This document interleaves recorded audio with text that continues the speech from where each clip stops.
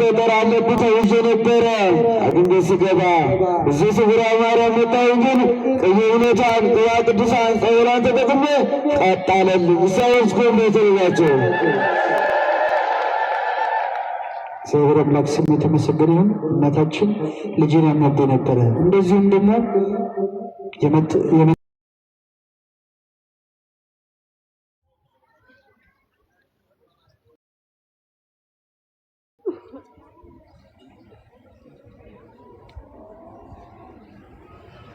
ማለች አሉኝ። ነየተ ስውራ እንዴት ነው እዚህም ጭንቀት የምታሰሙ ይዘለምኛ ነበረ አሁን ድናለ አሉኝ። በክብራ መገለጫ አንድ ጃንጥላ አስገብቻለሁ ይሆናል። አመስግኑለት። እግዚአብሔር አምላክ ስም የተመሰገነ ይሁን። እህታችን